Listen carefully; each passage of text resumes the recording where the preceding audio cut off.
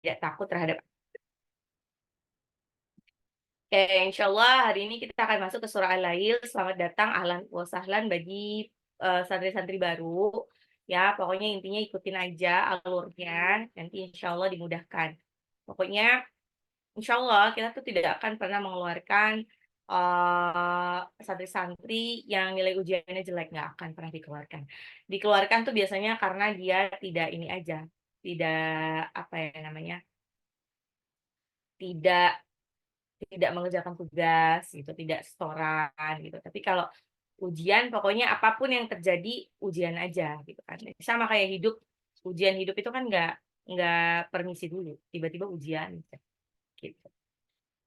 Oke, insya Allah kita masuk ke surat selanjutnya yaitu surah Al-Lail ya. Ini surah Al-Lail masih di juz 30 adalah surah Makkiyah. Surah Makkiyah ini adalah surah-surah yang diturunkan kepada Nabi Muhammad SAW sebelum berhijrah ke kota Madinah. Dan pokok pembicaraan surat-surat Makkiyah ya biasanya memang tentang tauhid. Terus ada tentang kebenaran ajaran Al-Quran, kebenaran Rasulullah. Eh, Nah, untuk Al-Lail ini lebih detail lagi berkaitan dengan orang-orang yang berinfak. Perbedaan antara orang-orang yang berinfak, yang suka berinfak, suka sedekah, sama orang-orang yang bakhil. Ya, jadi sebetulnya di ayat-ayat sebelumnya juga kita sudah bahas bahwa keimanan seseorang itu berbanding lurus dengan eh, apa namanya sifat dermawan seseorang. Jadi pokoknya orang tuh kalau dia hitung-hitungan kemungkinan besar dia imannya tuh belum melekat banget gitu. Dia tidak percaya bahwa harta itu sebetulnya titipan dari Allah. Ya, harta itu semuanya titipan. Jadi kalau misalkan dan semua tuh sudah tertulis di Lauhul Mahfuz. Jadi kalau kita gunakan dengan baik, kita kita berikan lagi harta yang sudah kita terima itu kita belanjakan di jalan Allah untuk apa aja itu ya belanjakan di jalan Allah ya bukan belanjakan untuk kita aja gitu. Itu insya Allah nanti akan dapat balasan beda. Nah, pada umumnya surah-surah Makkiyah ini biasanya diawali dengan sumpah, sumpah-sumpah kayak wasyamsi waduhaha gitu, wadduha ada sumpah-sumpahnya gitu deh. Kenapa kok pakai sumpah? Karena pembicaraannya ditujukan kepada orang musyrikin Arab yang mengingkari hari kebangkitan dan juga mengingkari Rasulullah. Jadi kayak butuh penguat atau penekanan di dalam menyampaikan informasi. Sama ya, dalam kehidupan nyata pun kita kadang-kadang kalau misalkan pengen bilang bahwa ini beneran loh, apa yang aku sampaikan ini beneran loh. Itu pakai tambahan demi Allah gitu. Biar apa? Biar ada semacam penekanan dan membuat orang lawan bicara kita tuh jadi percaya bahwa ini tingkatannya, informasinya itu lebih dahsyat dibandingkan informasi-informasi sebelumnya nggak pakai sumpah. Gitu. Ya. Ya. Jadi orang-orang Arab dahulu itu jika mereka ingin menekankan sesuatu, maka mereka mengawalinya dengan sumpah. Nggak dulu aja, sekarang juga. Bahkan nggak cuma orang Arab, kita pun kadang-kadang seperti itu. Hanya saja perbedaannya adalah sumpahnya Allah dengan sumpahnya manusia adalah Allah, terserah Allah mau bersumpah dengan nama apapun, dengan makhluk apapun yang dikehendakinya. Karena itu semua ciptaannya Allah. Ya. Adapun manusia, kalau manusia gimana? Manusia itu nggak boleh sumpah. Ya, nggak boleh bersumpah-sumpah. Ya, kecuali bersumpah dengan nama Allah. Barang siapa yang bersumpah dengan selain Allah, maka dia telah melakukan kesyirikan. Oke? Kita masuk ke ayat pertama. Ya. Oke, ini yang baru-baru metode yang digunakan adalah metodenya Askar Kauni. Jadi satu gerakan tangan itu mewakili arti. Jadi memudahkan bunda-bunda untuk ikut memahami artinya. Ya. Jadi alurnya yang benar adalah Bunda pas waktu ada dengerin aja. Dengerin. Terus nanti waktu proses penghafalan, dengerin berulang-ulang, murotal atau video, baru nanti dibaca Qur'annya. Karena kalau yang dibaca proses penghafalannya itu lihat Al-Quran dulu, Maka sebetulnya Bunda itu ngafalinnya lewat Al-Quran, ngafalin sendiri. Khawatirnya apa? Khawatir salah dalam pengucapan makhraj atau panjang pendeknya. Oke, Al-Lail ayat 1. Wal-laili idza yaghsha. Wal-laili demi malam. Idza apabila yaghsha menutupi. Wal-laili idza yaghsha. Wal-laili demi malam. Idza apabila yaghsha menutupi. Ya, laila itu malam artinya. Idza, kalau ada kata idza artinya ketika, apabila. Yaghsha ini artinya menutupi. Jadi sebetulnya kalau surah Al-Ghasyiyah itu artinya adalah kata aslinya itu artinya menutup. Al-Ghasyiyah adalah nama lain dari hari kiamat. Jadi maksudnya adalah pada waktu hari kiamat itu tertutup jalan keluar. Mau kemana-mana udah nggak bisa lagi. Semuanya hancur. Dipaksa untuk hancur. Oke. Ingat waktu mengucapkan yaghsha, ghoy-nya agak ngorok, Bun. Jadi bukan yagh. Bukan pakai G aja gitu. Tapi yaghsha. Wal-laili idza yaghsha. Wal-laili idza yaghsha. Wal-laili demi malam idza apabila yaghsha. Menutupi. Menutupi apa? Menutupi cahaya. Cahayanya apa? Cahaya matahari. Cahaya matahari adanya pada kapan? Pada siang hari. Jadi wal-laili idza yaghsha, demi malam apabila menutupi cahaya. Saya langsung aja ke ayat 2 karena kebetulan saling menjelaskan. Setelah di ayat pertama, wal-laili idza yaghsha, demi malam apabila menutupi cahaya, menutupi cahaya maksudnya. Ayat 2-nya, wan nahari idza tajalla, kalau malam tuh seperti ini, maka wan nahari begini. Wan nahari idza tajalla kayak kerlip ini. Wan nahari demi siang, idza apabila tajalla itu terang benderang. Wan nahari idza tajalla. Wan nahari idza tajalla. Wan nahari demi siang, idza apabila tajalla itu terang benderang, ya, atau nampak. Emang kalau siang kan ada sinar matahari kebetulan bersinarnya pada siang hari, terang benderang.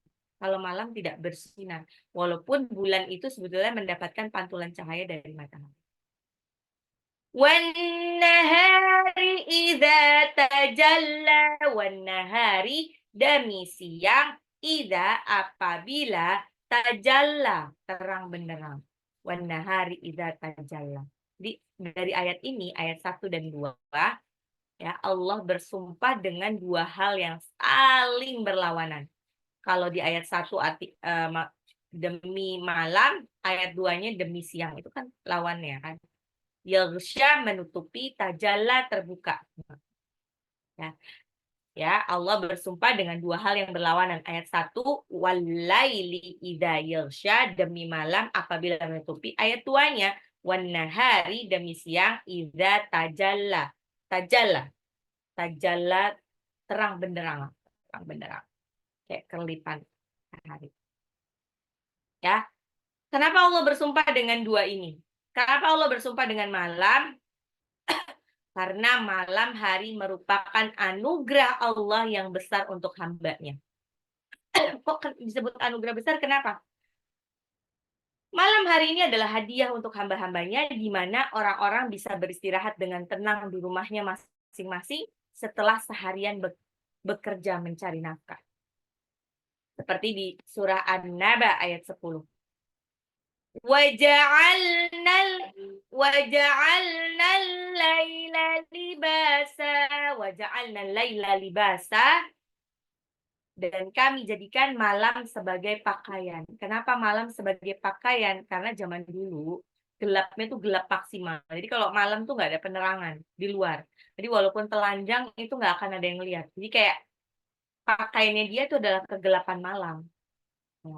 Waja'alna naumakum subata, dan kami jadikan tidurmu sebagai istirahat. Subata. Jadi malam ini adalah anugerah. Nah, anugerah buat siapa? Buat manusia. Ya, jadi kalau menurut sains pun, oh, nih, afwan. Kalau di hadis itu sebetulnya ada disebutkan, insya Allah hadis sahih. Jadi setelah Isya itu sebetulnya nggak boleh ada kegiatan lagi. Setelah Isya, kegiatannya adalah bersiap-siap untuk tidur. Jadi harus buru-buru tidur. Ya, sebenarnya biar apa buru-buru tidur? Biar hikmahnya adalah bisa mudah untuk bangun malam di sepertiga malam. Dan ternyata hikmahnya adalah di dalam sains itu menyebutkan, sains kedokteran menyebutkan bahwa jam 10 sampai jam 11 itu adalah saat-saat yang efektif bagi tubuh untuk pembentukan hormon, hormon melatonin, hormon istirahat, sehingga hormon itu akan memacu, mengaktifkan proses perbaikan sel-sel yang rusak. Jadi kalau ada orang sakit itu bagusnya tidur sebelum jam 10 karena biar cepat sembuh. Terus bahkan kita pun yang sehat butuh seperti itu karena pada jam 10 sampai jam 11 Allah siapkan itu untuk perbaikan sel-sel yang rusak. Makanya sebetulnya agak berimbas ya. Coba deh bandingkan kita tidur sebelum jam 10, jam 9 atau jam 8 sudah tidur, ya, terus bangun jam 1 malam misalkan mau sholat tahajud, dibandingkan dengan tidur jam 1, terus paginya bangun gitu, kira-kira yang paling ngantuk itu yang mana? Yang paling ngantuk justru yang begadang tidur jam 1. Karena apa? Karena dia udah kelewat dari masa yang efektif untuk pembentukan sel-sel tubuh yang rusak gitu. Oh ya, tadi saya sebutkan bahwa kenapa hikmahnya seorang muslim itu dianjurkan untuk tidur cepat setelah Isya supaya bisa sholat qiyamul lail. Ya. Karena ini disebutkan di surah Az-Zariyat ayat 15 sampai 18. Ciri-ciri orang yang beriman nih, ciri-ciri orang yang beriman. Ciri-ciri orang beriman adalah mereka yang menyisihkan waktunya di malam hari untuk berdua-duaan dengan Allah, untuk qiyamul lail. Gitu. Bunyinya innal muttaqina fi jannatin wa 'uyun akhidhina ma atahum rabbuhum innahum kanu qabla dhalika muhsinin kanu qalilan minal laili ma yahja'un wa bil ashari hum yastaghfirun. Sesungguhnya orang-orang yang bertakwa berada di dalam taman-taman surga dan mata air. Mereka mengambil apa yang diberikan Tuhan kepada mereka, sesungguhnya mereka sebelumnya itu di dunia adalah orang-orang yang berbuat baik. Ya, ini jadi menyebutkan ciri-ciri orang yang masuk surga, yang bakalan berada di taman-taman surga, di antara mata air surga. Mereka ini adalah dulunya orang baik, pasti orang baik. Karena innal abrara lafi na'im, sesungguhnya orang baik, orang yang berbakti itu bakalan dapat surga yang penuh kenikmatan. Ya. Orang-orang yang beriman itu cirinya, orang-orang yang bakalan masuk surga itu cirinya adalah malam itu tidurnya sedikit. Bangun di sepertiga malam untuk berdoa, memohon ampunan kepada Allah. Nah, ini bunda-bunda siapa yang belum bisa bangun di sepertiga malam? Insya Allah coba doa deh, doa sebelum tidur tuh doa. Tapi tidurnya juga jangan malam-malam. Minta dibangunkan untuk sholat tahajud, untuk qiyamul lail. Gitu. Jadi biar karena itu adalah ciri-ciri orang yang insya Allah masuk surga. Nah ini kalau misalkan belum bisa untuk bangun sendiri, bunda bisa ikut bergabung di grup. Jadi Suka Bakti itu ada grup-grup kecil ya, ada grup-grup kecil yang insya Allah ikut memantau, ikut apa ya? Ikut jadi filter dalam kehidupan kita sehari-hari. Seperti ada grup tahajud kalau nggak salah. Jadi kalau tahajud itu siapa yang bangun itu langsung miss call-in semuanya gitu. Gitu. Jadi biar bangun sholat tahajud bareng-bareng. Masya Allah itu bagus banget ya. Karena ini lagi ciri-ciri orang beriman adalah orang yang malamnya itu bangun di sepertiga malam berduaan sama Allah. Nah, yang belum terbiasa untuk sholat tahajud, ayo biasakan untuk sholat tahajud. Perlahan-lahan aja, nanti insya Allah dimudahkan. Ya, setelah walaili idza yaghsha, ya Allah bersumpah demi nama malam yang menutup, wan nahari idza jallaha. Kemudian kok jallaha afwan. Wan nahari idza tajalla. Jallaha sebelumnya ya di surah sebelumnya. Wal laili idza yaghsha wan nahari idza tajalla. Demi malam apabila menutupi dan demi siang apabila terang benderang. Tajalla itu terang benderang sama seperti jallaha kayak sebelumnya di surah sebelumnya. Kemudian ya setelah Allah bersumpah demi malam untuk istirahat, kemudian bersumpah dengan siang, di mana Allah menjadikan siang hari sebagai waktu manusia untuk mencari kehidupan mereka. Nah, ini ada juga di surah An-Naba ya, waja'alna nahara ma'asya. Ma'asya, dan kami jadikan siang untuk tempat penghidupan. Nah, untuk menjemput nafkah. Oke. Ayat 3-nya apa? والليل إذا يغشى والنهار إذا تجلى. Ayat 3. وما خلق الذكر والأنثى. Wama, dan demi khalaqa penciptaan zakaro laki-laki ada kumisnya, wal unta dan perempuan. Unta itu perempuan ya. وَمَا خَلَقَ الذَّكَرَ وَالْأُنثَى. وَمَا خَلَقَ, dan demi penciptaan al-dzakara ini laki-laki, dan unsa, wal unsa dan perempuan. وَمَا خَلَقَ الذَّكَرَ وَالْأُنثَى. Ya. Artinya dan demi penciptaan laki-laki dan perempuan. Jadi kalau dalam bahasa Arab itu kan emang kadang-kadang sama-sama katanya, tapi bisa berubah beda arti. Sama, nggak cuma bahasa Arab, bahasa lain-lain pun sebenarnya gitu. Nah, kadang-kadang ada satu kata yang memiliki arti yang ganda. Ya. Kayak ma di sini, wama, mim matobe'i itu ada bisa berarti ma masdariyah atau ma mausulah. Jadi kalau ma masdariyah itu ya kholaqo, dan demi penciptaan laki-laki dan perempuan. Jadi yang difokuskan ini demi si laki-laki dan perempuannya ini. Terus kalau dia pakai kaidah mausulah, maka maksudnya adalah dan demi yang menciptakan. Jadi Allahnya. Pokoknya ini adalah subjeknya ini adalah Allah, dan demi yang menciptakan laki-laki dan perempuan. Ya. Jadi ya ini ada intermezzo aja. Jadi pokoknya intinya gitu aja. وَمَا خَلَقَ الذَّكَرَ وَالْأُنثَى. وَمَا خَلَقَ, dan demi penciptaan zakaro ujung lidah seperti mau digigit ya, pakai zakaro laki-laki, wal unsa dan perempuan. وَمَا خَلَقَ الذَّكَرَ وَالْأُنثَى. وَمَا خَلَقَ الذَّكَرَ وَالْأُنثَى. Oke. Kita ulang lagi. Wal-laili idza yaghsha wan-nahari idza tajalla. Wama khalaqadz dzakara wal unsa.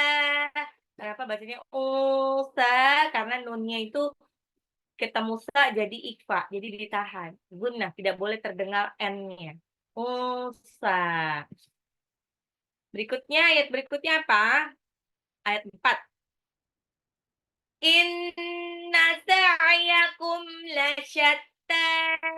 Inna sesungguhnya sa'yakum usaha kalian lasyatta bermacam-macam. Inna sa'yakum lasyatta. Inna sa'yakum lasyatta. Inna sa'yakum lasyatta. Sesungguhnya usaha kalian bermacam-macam. Ya.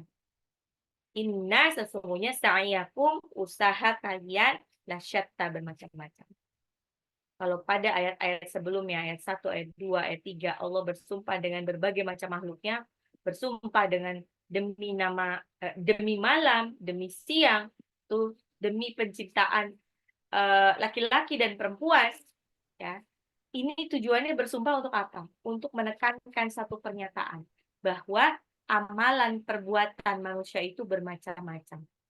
Sebagaimana siang lawannya malam, laki-laki lawannya perempuan, amalan manusia itu juga ada amalan baik dan amalan buruk. Ya. Tidak semua manusia berada dalam satu jenis. Semuanya baik gitu, enggak. Ada yang melakukan kebaikan, ada pula yang melakukan keburukan. Ya, gitu. Jadi kayak kenapa begitu? Kenapa Allah ciptakan itu berbeda-beda, nggak semuanya baik aja gitu. Karena Allah sudah terlanjur menciptakan neraka juga. Toh juga Allah nggak lepas tangan. Di dalam Al-Quran banyak banget perumpamaan-perumpamaan siapakah yang bakalan masuk surga, siapakah yang bakalan masuk neraka. Itu udah dikasih tahu detail dalam Al-Quran. Jadi kalau eh, biar apa? Biar menjadi ujian. Apapun itu yang kita terima di dunia ini adalah sebenarnya ujian. Ujian untuk tetap berada on the track, melakukan kebaikan, mengikuti jalan yang lurusnya Allah, atau melenceng dari jalan lurusnya Allah. Ya. Jadi, inna sa'yakum lasyatta. Sesungguhnya sa'yakum, usaha kalian, lasyatta bermacam. Ya. Nggak cuma itu, bahkan sama-sama berinfak, sama-sama bersedekah, itu juga bisa jadi berbeda. Bersedekah karena dia supaya dipilih oleh konstituen, atau bersedekah memang nggak ada embel-embel, bersedekah aja gitu. Toh dengan bersedekah sebetulnya tidak akan meningkatkan derajat dia di mata masyarakat. Ya. Nah, berikutnya, setelah Allah memberi contoh perbandingan antara orang dengan amalan baik dan buruk, ya, dia menunjukkan bahwa Allah tuh inna sa'yakum lasyatta, sesungguhnya usaha kalian itu bermacam-macam, ya. Allah memberi contoh perbandingan dengan orang dengan amalan baik. Nih nanti setelah ayat ini ada orang yang beramalan baik kayak mana, orang yang beramalan buruk kayak mana. Orang yang dermawan itu seperti apa, orang yang pelit dan bakhil itu seperti apa. Oke, ulang dulu. Oke. Walaili idza yaghsha, demi malam apabila menutup. Wan-nahari idza tajalla, demi siang apabila terang benderang. Wa ma khalaqadz dzakara wal unsa, dan demi penciptaan laki-laki dan perempuan. Inna sa'yakum lasyatta. Inna sesungguhnya sa'yakum itu usaha, lasyatta bermacam-macam. Sesungguhnya usaha kalian bermacam-macam. Kemudian di ayat 5-nya, fa amma man a'ta wattaqa, fa amma, maka adapun man, barang siapa, a'ta itu memberikan, ya, wattaqa dan bertakwa. Fa amma man a'ta wattaqa, wattaqa. Fa amma man a'ta wattaqa. Fa amma man a'ta wattaqa. Maka adapun barang siapa yang memberikan hartanya di jalan Allah dan bertakwa. A'ta itu memberikan, wattaqa itu bertakwa. Jadi pemberian itu merupakan salah satu amalan. Artinya, ketika dia mengeluarkan sesuatu atau berkorban sesuatu demi kebaikan, kata para ulama, jika berkumpul antara kata amal dan takwa dalam satu kalimat, maka insya Allah amalnya adalah mengerjakan ketaatan, sedang ketakwaannya adalah meninggalkan kemaksiatan. Ya. Jadi, memang takwa, amal, perbuatan, dan hati itu harus ia sekata. Jadi nggak salah kalau bilang yang penting hatinya baik. Hatinya baik kalau tidak diaplikasikan dalam kehidupan nyata, maka nggak akan kelihatan. Kayak misalkan, nggak akan apa ya, nggak akan berguna. Kayak misalkan gini, dia muslim gitu kan, misalnya ada orang yang, oh, nggak usah ditunjukkan dong muslim-muslimnya. No. Padahal di dalam Islam, Islam itu bertakwa itu, beriman itu tidak hanya secara hati, tapi juga perbuatan. Nah, contohnya misalnya kalau dia cuma bilang aku beriman kok kepada, aku beriman gitu kan. Tapi kalau dia tidak melaksanakan keimanannya itu, misalkan dia bilangnya beriman kepada Allah, kepada malaikat, tapi dia tetap, kalau seharusnya kalau beriman pada Allah dan pada malaikat, sebenarnya dia percaya ya bahwa ada malaikat di sekitar kita yang selalu melihat, yang tidak akan pernah luput penglihatannya. Tapi kalau kita tetap melakukan dosa, berarti jangan-jangan kita tidak benar-benar beriman, cuma sekadar lisan doang, atau lebih parahnya cuma di hati doang. Nah, padahal itu benar-benar harus dilaksanakan, gitu kan. Impaknya kalau kita beriman, maka kita agak takut kalau untuk melakukan dosa-dosa. Nah, fa'amma man a'ta wattaqa, maka adapun man, siapa yang a'ta memberikan hartanya, maksudnya wattaqa dan bertakwa. Ya. Jadi kata Allah, orang berinfak kemudian bertakwa, yaitu meninggalkan semua kemaksiatan yang dilarang oleh Allah. Jadi berinfak itu, seseorang yang sedekah atau berinfak itu tidak selalu apa ya? Tidak selalu benar gitu. Ada yang dia berinfak, dia sedekah, dia ngeluarin banyak uang, tapi malah lebih banyak maksiatnya. Apa contohnya? Ya udah, itu dengan cara membeli suara. Itu kan mereka-mereka yang membeli suara apa, yang buang-buang uang lah. Disebut buang uang apa enggak ya? Tetap ya, itu kan namanya ruswah. Apa sih? Eh riswah tuh suap, uang suap. Suap ya, dia sengaja memberikan sejumlah uang atau memberikan barang kepada rakyat dengan tujuan bukan lillahi ta'ala, tujuan adalah, ingat ya, pilih saya ya, gitu. Dia dia berinfak tapi tujuannya adalah untuk biar dipilih. Atau kalau apa lagi? Kalau seleb itu biasanya dia berinfak tujuannya adalah biar di biar jadi keren aja, karena kan nanti masuk konten dan lain sebagainya. Baik, terus ada juga dia bersedekah, berinfak, tapi dia mengungkit-ungkit sedekahnya itu. Jadinya menyakiti penerimanya. Misalkan, ih kamu tuh kalau nggak aku tolong, kamu kalau nggak aku kasih, kamu nggak akan bisa kayak gini. Nah, itu nggak boleh. Kata Allah, ya ayyuhalladzina amanu la tubtilu sadaqatikum bil manni wal adha. Bilmani wal adza, wahai orang-orang yang beriman, janganlah kamu merusak sedekahmu dengan menyebut-nyebutnya dan menyakiti perasaan penerimanya. Al-Baqarah ayat 264. Ya, ya. Jadi ada ciri-ciri orang yang sedekah tapi bukannya menambah pahala, justru menambah dosa. Karena sedekahnya itu tadi menyakiti orang yang disedekahin, terus dia juga tujuan bersedekah bukan untuk lillahi ta'ala, tapi lebih kepada ya menarik simpati.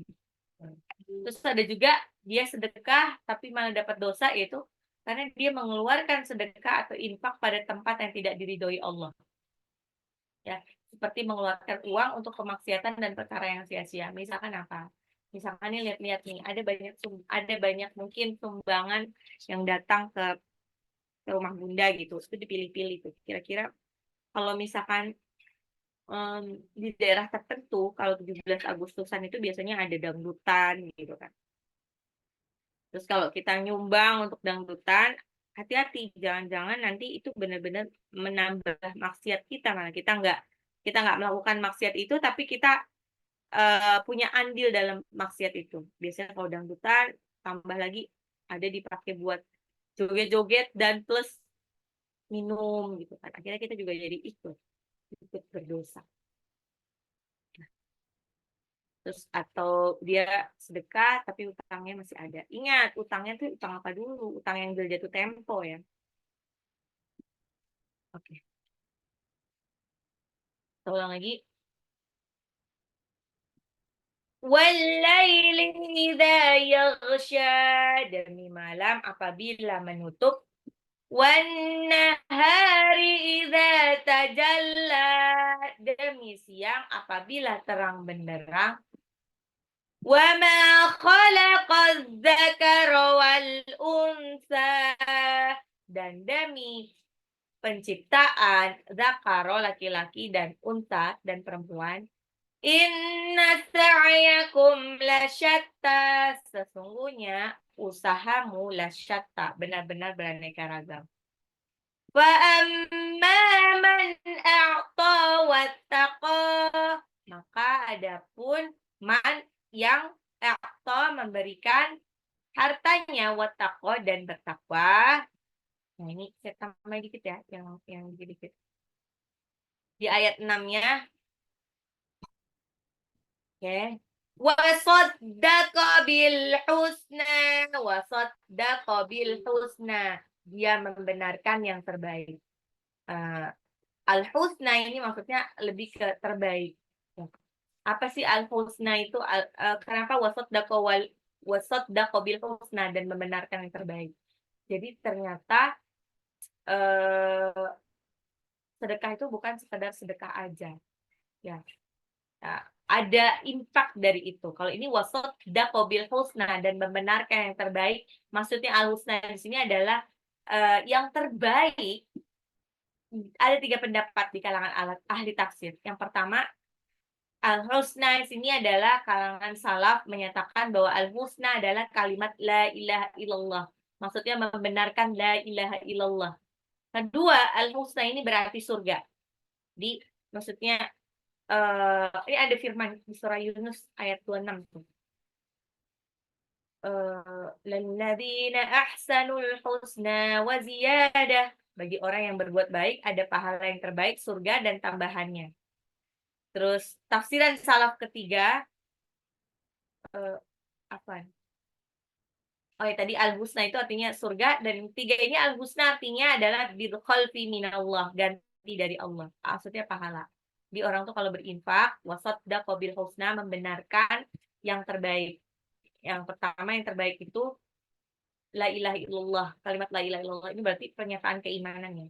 Jadi sebetulnya siapapun kebaikan itu, mau dia pakai dia sedekah, zakat dan lain sebagainya, dia syaratnya dikasih Allah, dikasih ganjaran sama Allah, itu kalau dia beriman kepada Allah.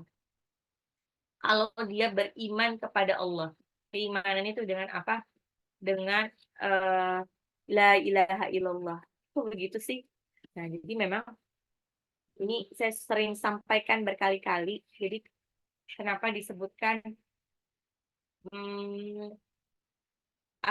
syarat dari sesuatu dibalas sama Allah itu dia harus beriman. Ada dalilnya di surah Muhammad. Alladzina ayat 1. Alladzina kafaru wa saddu an sabilillahi adalla a'malahum. Orang-orang yang kufur, orang-orang yang kafir dan menghalangi manusia dari jalan Allah, dia akan menggugurkan amal-amal mereka. Sebaik apapun, sebanyak apapun amal mereka, kalau dia kafir, maka akan terhalang dari reward dari Allah. Nanti kok gitu sih? Nah, ini lagi, balik lagi. Saya sering sampaikan berkali-kali perumpamannya. Perumpamannya itu kayak mirip ada satu orang perempuan misalnya. Perempuan itu baik banget, pintar pula, etikanya bagus, ya pokoknya menyenangkan hati. Terus dia minta untuk dapat rapot ranking 1 di oh ya, orang yang baik tadi kebetulan dia di Kristen, makanya dia sekolah di Tarakanita. Nah, sampai kapanpun dia tidak akan pernah mendapat rapot atau the best student dari Al-Azhar. Karena apa? Karena dia bukan murid dari Al-Azhar. Dia murid dari Tarakanita, maka dia akan dapatkan reward dari Tarakanita, akan dapat. Nah, masalahnya ini adalah kontekstual apa namanya? Neraka dan surga ini ada di dalam Al-Qur'an. Gitu. Wallahu a'lam bishawab, bagaimana mereka gitu. Jadi syarat dari kebaikan itu dibalas Allah, syarat dari sedekah, zakat dan lain sebagainya itu dicatatkan sama Allah, dia harus beriman. Ucapan la ilaha illallah. Nah, apakah mereka yang berbuat baik tapi tidak muslim dia tidak akan mendapatkan apa-apa? Dapat kok. Hal jazaul ihsani illal ihsan, tidak ada balasan kebaikan melainkan kebaikan pula. Cuman kebaikan yang diberikan Allah itu hanya untuk dunia aja. Biasanya orang-orang yang baik itu ya banyak sering bersedekah, dia insya Allah diberikan lapangan rezeki, mudah banget buat rezeki. Kenapa? Karena Allah mungkin menaruh beban untuk menyalurkan rezeki-rezekinya kepada orang lain di pundak dia. Makanya dia diberikan lapangan rezeki. Gitu. Oke. Wasaddaqa bil husna. Apa? Wasaddaqa bil husna, dan membenarkan yang terbaik. Ya.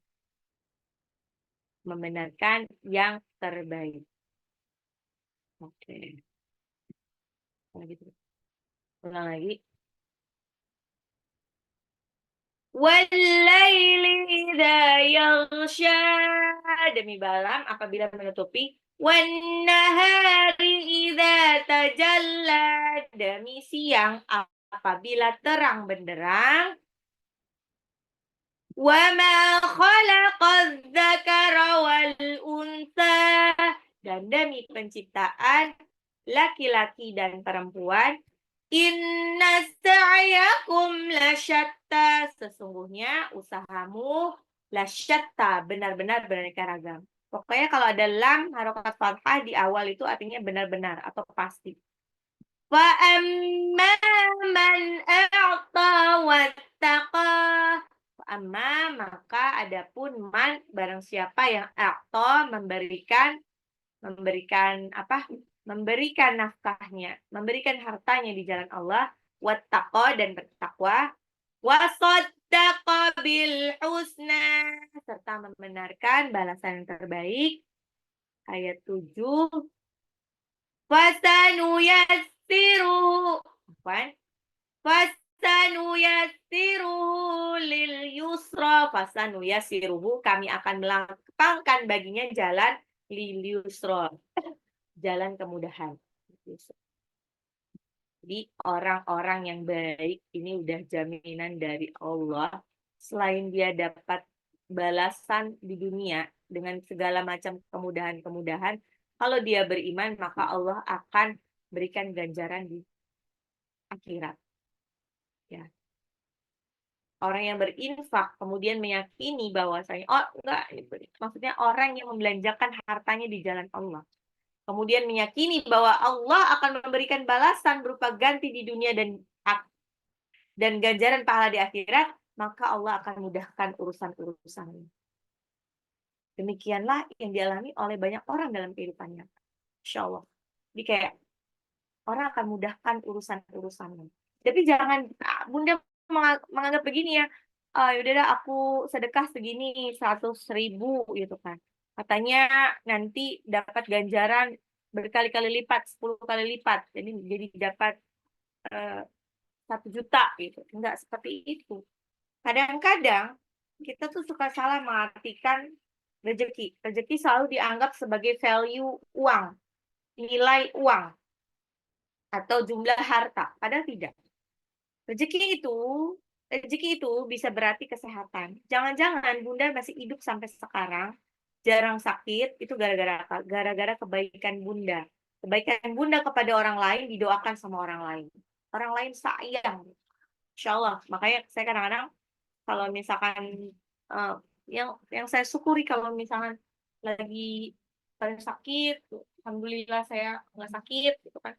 Itu saya tuh selalu nggak nggak henti-henti bersyukur dalam hati, ya Allah makasih banget ini atas doa-doa siapa nih nggak tahu saya bisa tetap sehat sampai sini. Dan itu pasti ya orang tuh kalau ditolong, kalau dia tidak ya, orang normal ya kita nyebutnya orang normal. Jangan nanti Bunda dia aku tolong bukannya boro-boro terima kasih, dia malah apa sih namanya ngefitnah gitu kan. Enggak, orang normal itu orang kalau diberikan sesuatu dibantu itu akan ingat, dan dia kalau tidak bisa membantu balik, dia akan memanjatkan doa kepada Allah. Doa supaya orang-orang yang membantunya itu dijaga. Gitu. Fasanuyassiruhu lil yusra. Fasanuyassiruhu, maka kami akan lapangkan baginya lil yusra, jalan menuju kemudahan. Insyaallah orang yang baik akan diberi kemudahan. Mungkin dia tidak bergelimang harta dengan kebaikannya, dia membelanjakan harta di jalan Allah, tapi apa namanya? Tapi Allah akan berikan eh, apa namanya? Kemudahan-kemudahan.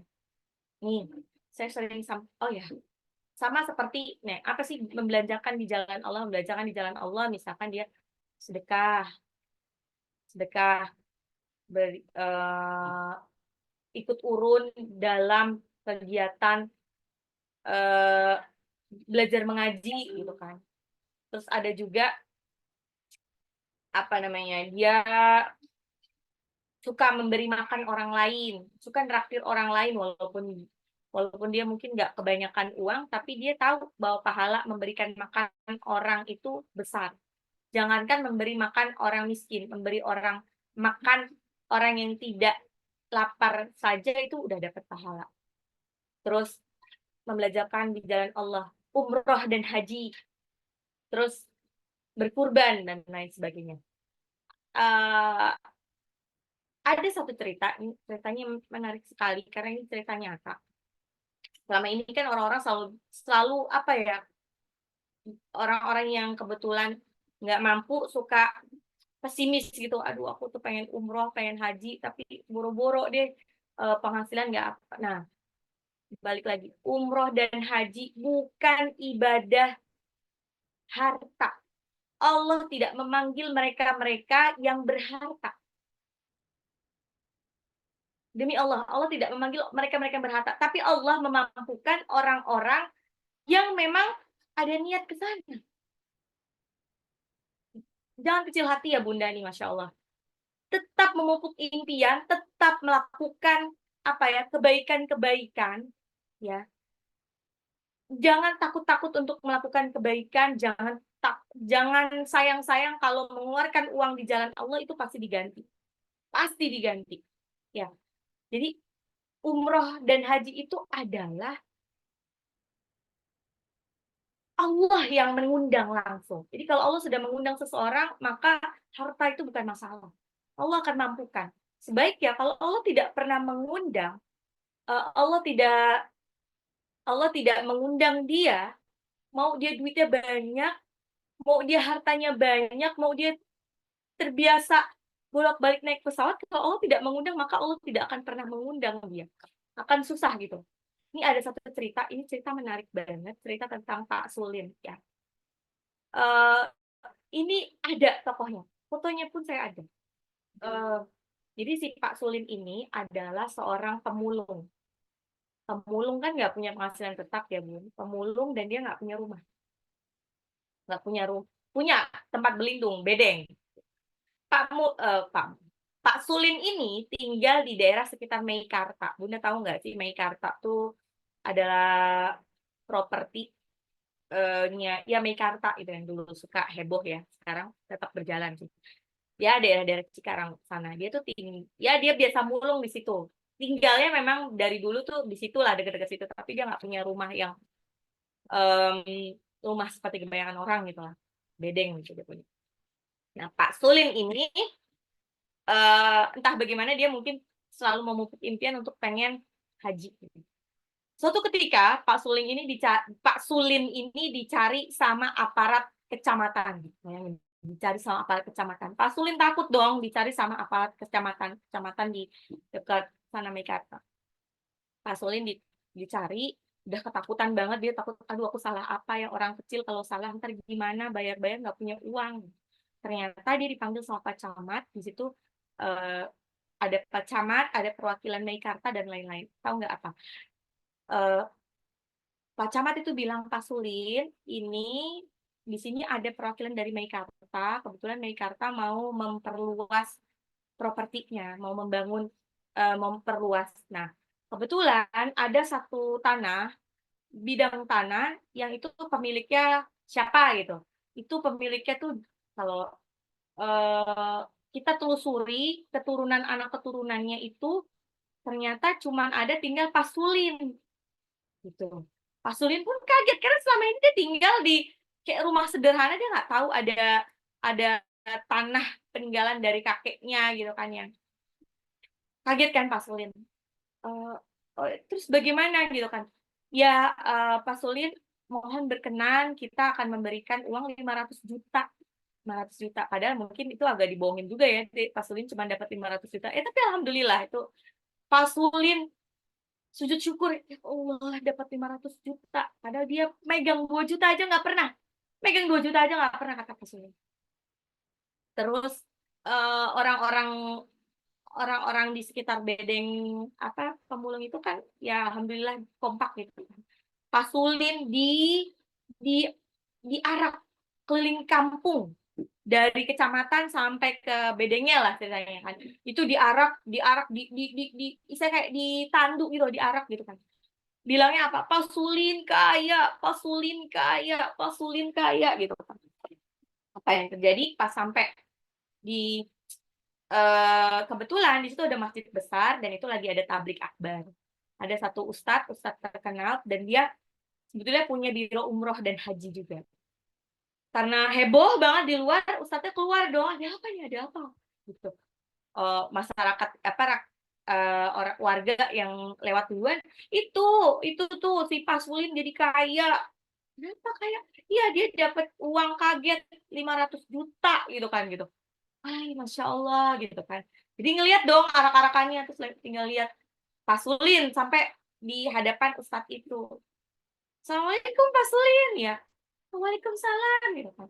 Masya Allah, selamat ya Pak Sulin, barakallah. Semoga rezekinya berkah gitu kan. Iseng gitu aja tanya kan emang apa sih excited gitu kan ngelihat orang bahagia, orang beriman itu ngelihat orang bahagia itu tambah bahagia gitu loh, bukan malah jadi julid. Terus ditanya Pak Sulin uangnya mau dibuat apa gitu kan.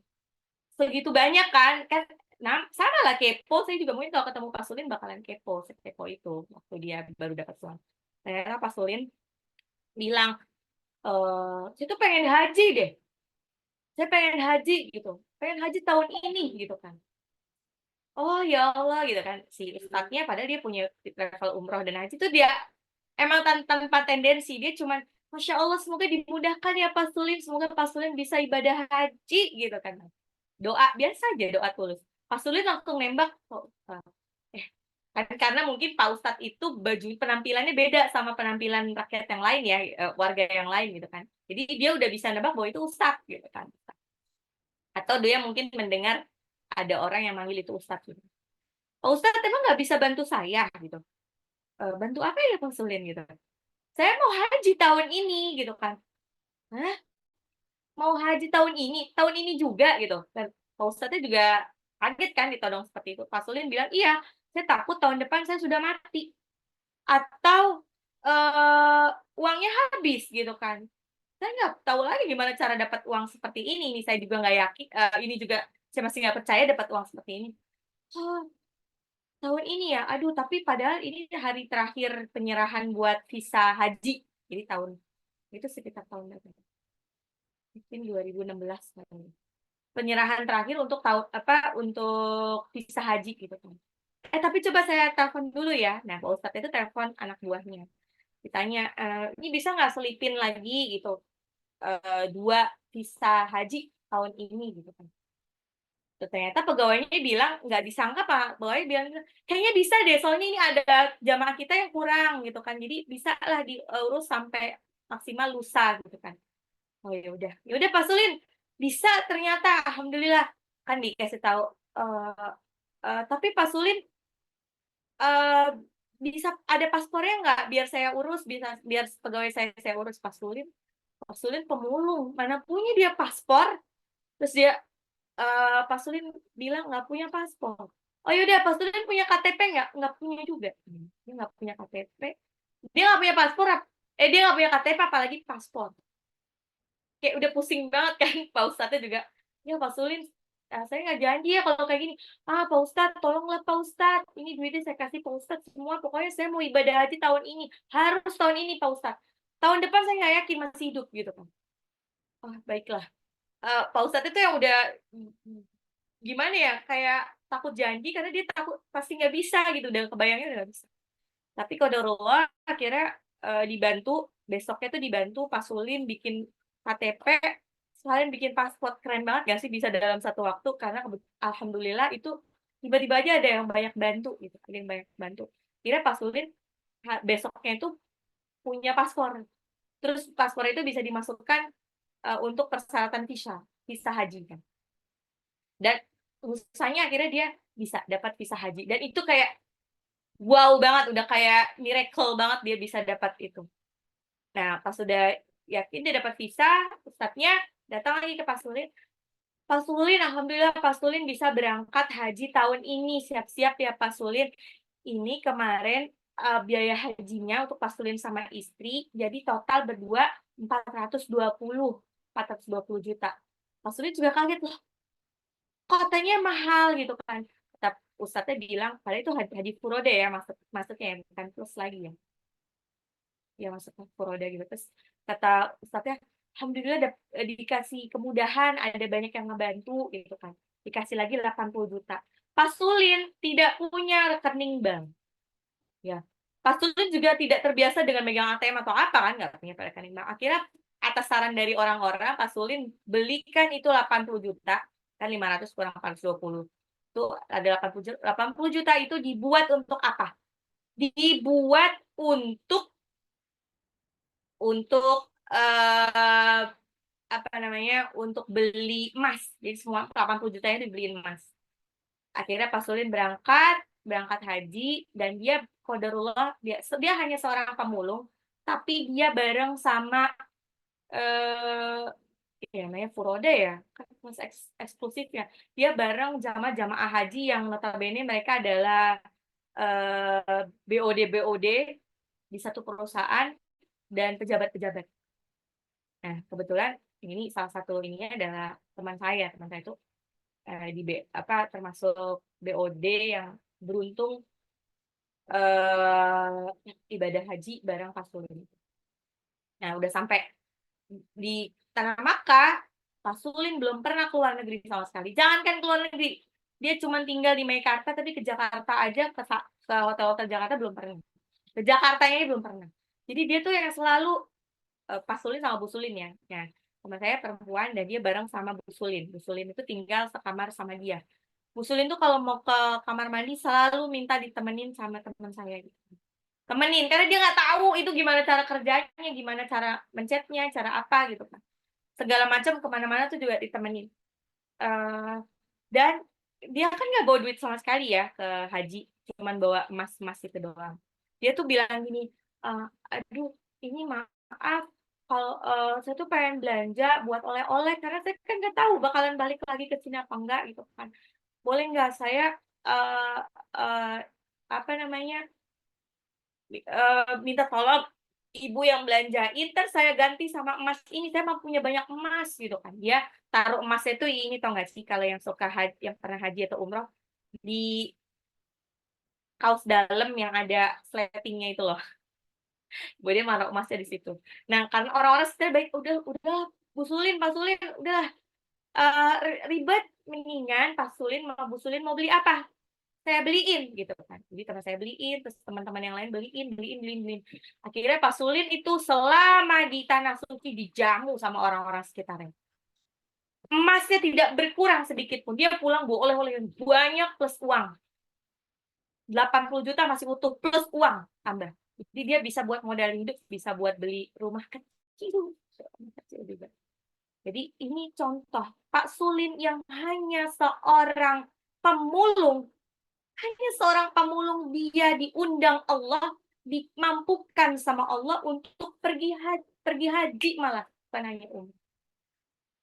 Bunda-bunda yang di sini biasa bolak-balik naik pesawat, tapi kalau belum umroh, jangan-jangan Bunda bukan termasuk orang-orang yang diundang Allah. Nah, ini. Kalau Bunda dengar ini, saya yakin mungkin nanti Bunda-bunda ada yang sedikit, apa ya, baper atau nggak setuju gitu kan. Tapi insya Allah ini saya dituntun Allah untuk menceritakan cerita Pak Sulin. Karena ini juga reminder buat saya gitu, reminder buat saya juga. Jadi biar segala sesuatu itu sudah ditulis di Lauhul Mahfuz, jatah rezeki kita sampai mati itu sudah ditulis di Lauhul Mahfuz. Jadi kalau Bunda alasan untuk tidak berumroh atau tidak berkurban atau apapun itu hanya karena mengumpulkan uang sampai nilai tertentu di tahun tertentu, ini perlu apakah Bunda yakin tahun depan Bunda masih hidup? Apakah Bunda yakin nanti sore masih hidup? Mumpung ada uang, uang berapapun, mau itu, uang di tabungan, udah belikan tiket untuk umroh. Atau kalau bisa punya buat haji mah, haji aja. Terus, eee, ini, tapi juga balik lagi kayak gini, aku pengen ini buat haji gitu kan. Bahkan ada ulama yang menyebutkan kalau memang mampunya masih umroh, umroh aja dulu. Pas lagi umroh, doa sama Allah supaya minta dipertemukan, supaya bisa dimudahkan untuk haji untuk beribadah di padang Arafah gitu. Nah, ini saya juga baru dapat insight baru dari Ustadz gitu kan, Ustadz Jadi kenapa saya juga agak sedih karena sampai hari ini belum pernah haji. Qadarullah belum pernah haji, tapi akhirnya dikasih tahu bahwa salah, kamu pas waktu doa, pas umroh itu doanya bukan dimudahkan untuk bolak-balik ke tanah suci, tapi didetilkan supaya dimudahkan anak keturunan supaya bisa ibadah di padang Arafah, di tanah Arafah. Ya, ibadah yang tanah Arafah kan cuma pas haji. Nah itu, jadi saya kayak semangat nih. Tahun ini kalau saya berangkat ke tanah suci, insya Allah doanya seperti itu. Ya biar nggak salah gitu di recordingnya, gitu ya. Nah, eee, rezeki kita sampai mati itu sudah ditulis di Lauhul Mahfuz. Nah, ngerinya bunda-bunda ini ngumpulin harta, ngumpulin tabungan di rekening, sampai banyak ngumpulin emas-emasan, dipakai, ternyata bunda meninggal besok apa tahun depan. Niscaya itu tabungan yang mungkin mau dibuat beli pesawat jet atau apa, akhirnya yang akses suami dong. Nanti yang make emas-emasan dan lain sebagainya jangan-jangan malah istri istri pengganti dari kita nanti. Nauzubillah min dzalik kan. Makanya kalau punya uang, Bun, udah pakai sebanyak-banyaknya untuk dibelanjakan untuk di jalan Allah. Biar kita nggak rugi. Kalau dibelanjakan di jalan Allah, insya Allah akan berbalik lagi ke kita. Tapi kalau dibelanjakan untuk diri kita sendiri, itu nggak akan balik ke kita. Nanti di akhirat. Oke, jadi ini nyambung dari mana nih? Fasanuyassiruhu lil yusra. Fasanuyassiruhu, maka kami akan lapangkan lil yusra, jalan menuju kemudahan. Ya. Pokoknya Satu-satunya perniagaan yang tidak akan merugi adalah berniaga kepada Allah. Bunda ngasih makan orang miskin, Bunda bersedekah, Bunda wakaf, Bunda kasih apa itu sedekah untuk Palestina, Bunda umroh, Bunda haji, Bunda berkurban, itu akan dikembalikan lagi sama Allah. Nanti akan dikembalikan. Dan itu yang nanti akan jadi tabungan akhirat. Jadi jangan takut-takut. Nih kalau baru dapat warisan atau apa, baiknya di apa? Duitnya langsung dibuat umroh. Jangan dibuat yang lain-lain, nanti akan tambah seret. Insya Allah sepulang dari umroh, nanti akan dimudahkan segala jalan. Gitu. Jadi jangan jangan jangan mikir yang lain-lain dulu. Oke. Oke, sekarang saya share. Ini udah saya itu. Bentar, bentar, bentar, bentar. Sebentar. Oke. Kuanta itu belum kebuka. Alayo, alayo, alayo, alayo.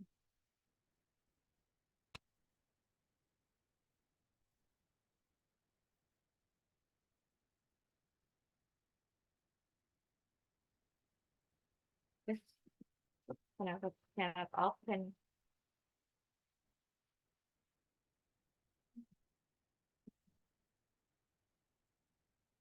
Oke, bismillah.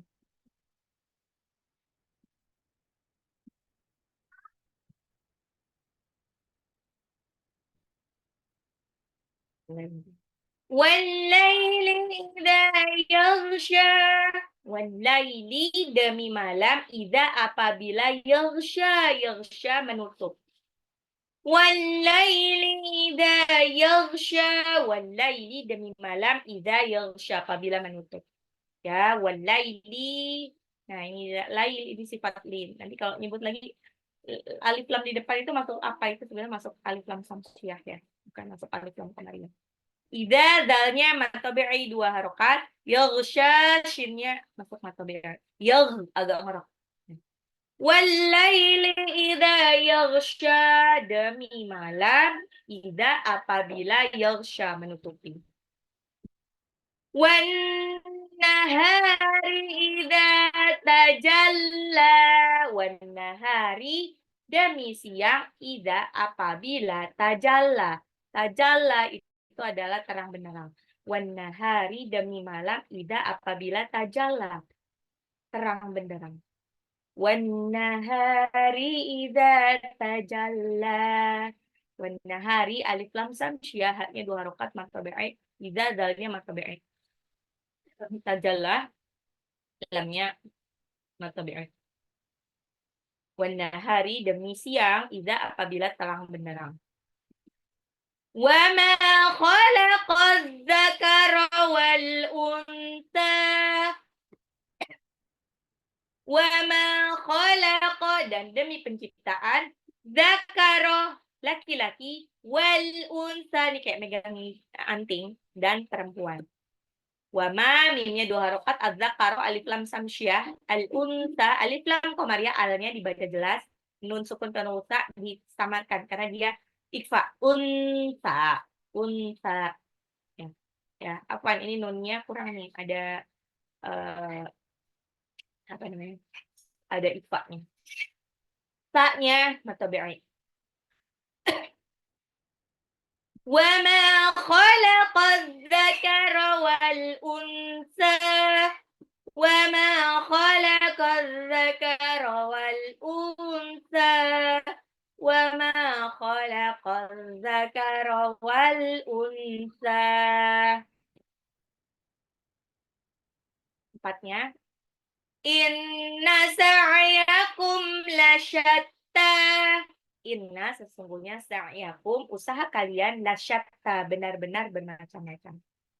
Inna sa'yakum lasyatta. Kalau ada nun tasydid atau mim tasydid itu dibaca gunna.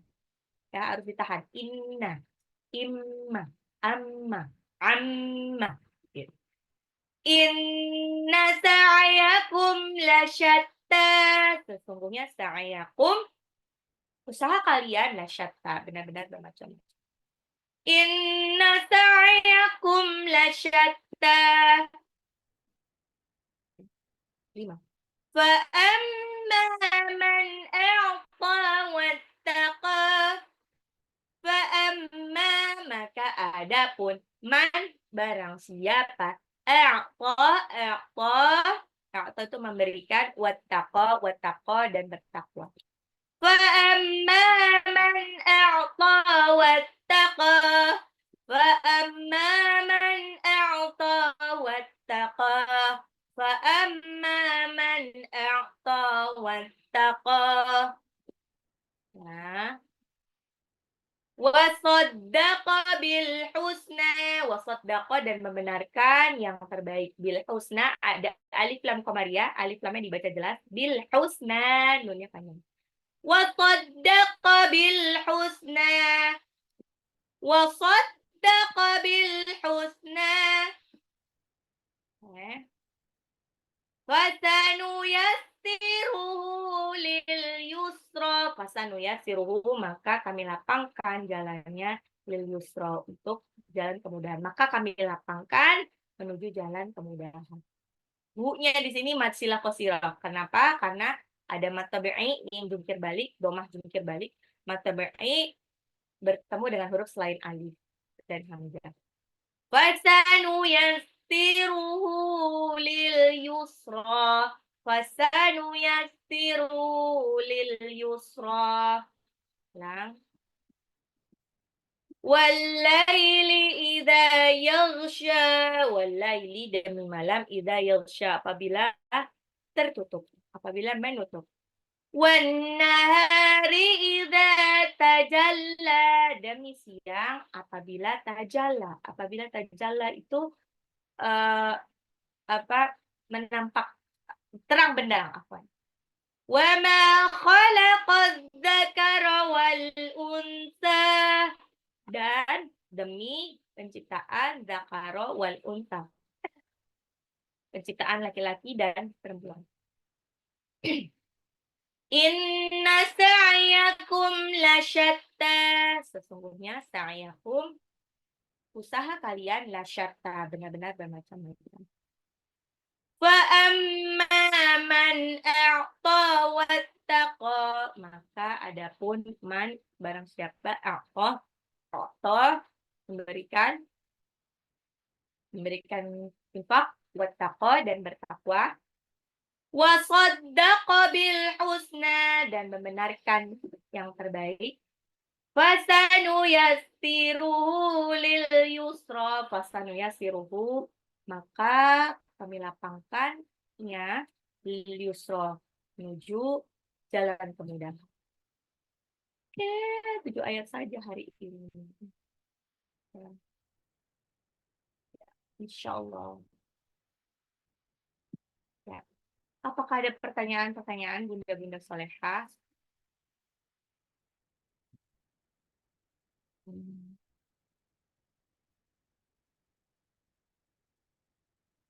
Apakah ada pertanyaan? Oke. Baiklah. Insyaallah. Oke, insyaallah kapan-kapan kita bisa ketemuan lebih banyak lagi ya daripada yang kemarin. Insyaallah kemarin tuh 3 jam berasa singkat sekali. Berasa singkat sekali. Sebetulnya nggak 3 jam. Oh ya 3 jam sih. Oke, baiklah. Kalau tidak ada pertanyaan, Bunda-Bunda Solehah, semoga dimudahkan ya nanti. Marilah kita tutup pengajian hari ini dengan membaca hamdalah. Alhamdulillahirabbil alamin. Alhamdulillahirabbil alamin. Dan doa untuk majlis.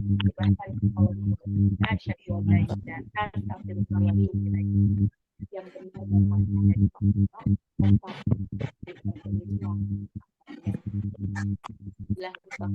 ya. Wassalamualaikum warahmatullahi wabarakatuh. Waalaikumsalam warahmatullahi wabarakatuh. warahmatullahi wabarakatuh.